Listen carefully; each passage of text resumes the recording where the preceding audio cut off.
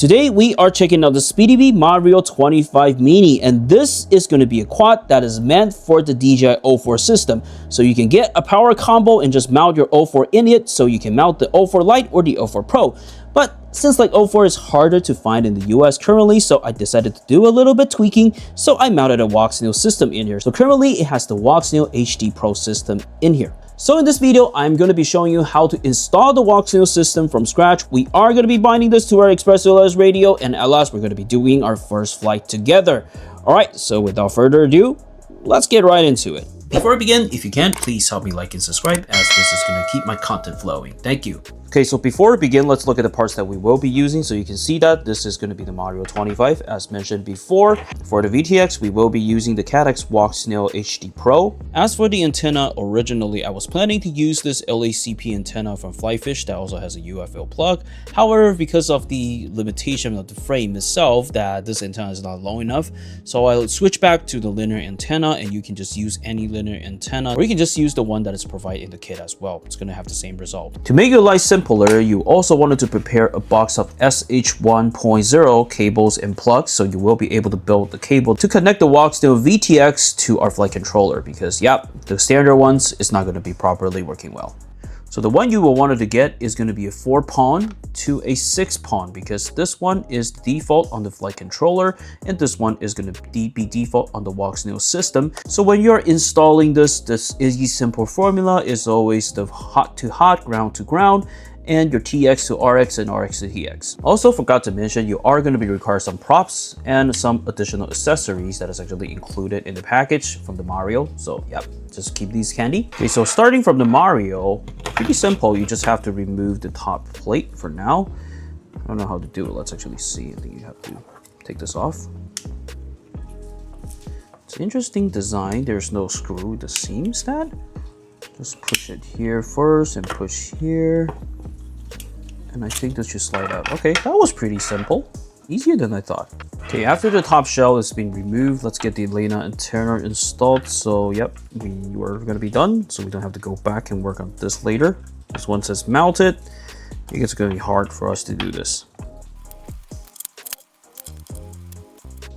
Alright, that's it.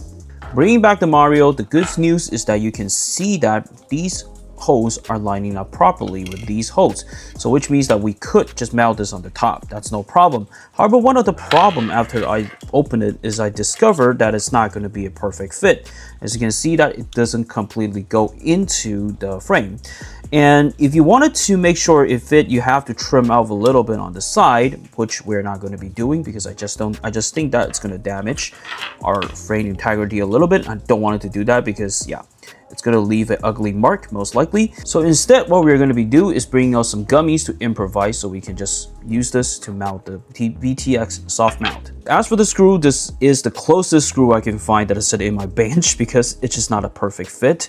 So yeah, it really depends on what your gummy is, but my screw length is this long. So just to give you a reference. So to mount this is actually pretty simple. Yep, because my screw is a little bit too long, so I'm using these additional gummies to kind of hold it off. You're just gonna squeeze it in here. Okay, so when mounting the VTX, we want this location to be facing down, so we will be able to get to the plugs. So just make sure the plug is facing down like this. Yep, so this is going to be the first outcome. We just have to finish the rest. All right, so you can see that this is going to be the final outcome.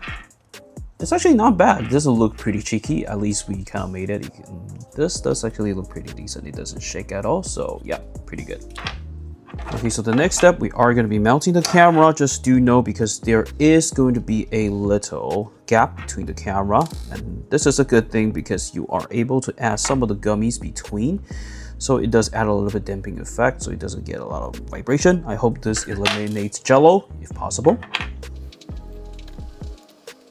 Okay, so the camera is finally mounted. Just know that because of the decision of using this hole, you are going to be getting a little bit extended camera out. So if you crash, this is something you have to be very careful of. You can also mount it here, but I think that it's just a little bit too behind and you might see the frame. So yeah, I'll decide later on if I will just be mounting this on the back, but for now I think this is going to be okay. But if you just turn it like this, I'm going to turn it completely straight. I think it might be okay. Let's hope this camera survives.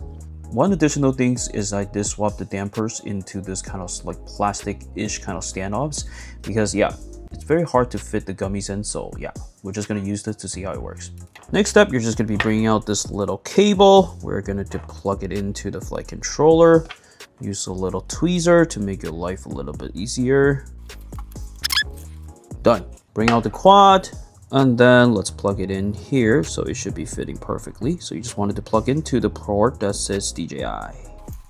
All right, so just to make sure everything has been installed properly, we're going to plug in a battery. Also use just a short saver in the middle so it doesn't burn. Okay, so you're going to put it in 2 amps. Okay, I think it's just detecting that the power voltage is a little bit too low. Okay, are we getting power? Yes, we're getting power, so this is a very good thing. Okay, just ignore the beep sound for now. Okay, all good. Once we have confirmed there is no short whatsoever, we can start the binding of the VTX and also the goggles. So the binding process should be fairly simple. All you have to do is to press the bind button, which is going to be right here. And then you press the bind button right here on the goggles. And basically they're going to be binding together. Okay, so I don't know if you can see it, but we're actually getting footages. It's just really dark. I don't know why. I'll probably have to complete the camera setting again, but you can see that this is going to be the stuff we have. Okay, so once we connect the VTX, we can just start by putting everything back. Okay, so it should be very simple. All right, so you can see that we have snapped everything back and everything fits perfectly. Okay, so once we got the Walksnail system, everything bounded, now let's bind the radios. For the radio side, same drill, go to your system. You're going to go to the ExpressLS Lua script, wait until it finishes loading, scroll all the way down. Just leave your cursor at the bind section. Next, you're going to launch your SpeedyBee app. You're going to find the Mario drone that you have, and you are going to be clicking the onboard ExpressLS. Okay, so make sure that this cursor is saying enable, and all you have to do is just press the binding guide for transmitter. So this is essentially going to be sending a signal out to the receiver so it becomes in binding mode. Once you have the signal, all you have to do is just hit the bind right here. Okay, you can see that they have been bounded together. So yep, once we flip the switch, yep, you can see that motors are spinning. Okay, so once you're done with this, basically there is not a lot that you have to adjust in Betaflight because it also uses the same UART ports that we are using the O for, and it's also the same settings. So nothing that you have to adjust in Betaflight to make this fly. So we're just going to be doing that, leave it as is. So the next step, we're just going to be adding some props on top of this, and we're good to go and take our first test fly. Okay, so what we are going to be doing is just adding these props, and you can see that there's a little sticker that's already marking the direction of it, so it should be fairly simple. So this is clockwise, so we know that this is running props out. You can see that there is a little arrow. All you have to do is just match that arrow to that direction. So this one goes this way, and this one is going to be the same as this one, so you just have to put it like that. Same drill goes here. Okay, and basically you're done. Next, I'll leave the screw to you so you don't have to watch me do it. Next up, we are going to be test flying the Mario 25 Mini together, and you can see that the footage right now is going to be the direct recording from the Walksnail VTX, and you can see that the Pro does actually looks pretty good, and there's no weird shakiness, and this is something good that we can also confirm. And if you really want to do it, you can also apply gyro flow into the video, and currently there's no stabilization for the video, and it should be good enough since like it's not meant for a videographic type of camera, and this is only like 180p, it's not even 4K. And if you want better quality of footage, using the DJI O4 Pro is still probably going to be the best option that you can find in the current market. Then yeah, Walksnail, there's nothing to compete right now. Probably can use the Moonlight, but it's more toward the O3 kind of level. And yep, as for the flying experience, I do feel that this is much more powerful compared to what I initially thought. This was actually pretty agile, and definitely it's going to be a very fun quad to fly. And if you actually have an O4 system in it, I think this is going to be a quad that you will want to bring it everywhere with you because it's relatively small, it's relatively quiet, it's pretty agile, it will be able to do most of the trick you want it to do, and it's small enough that not a lot of people are going to get intimidated to it, and I think that's a very big plus.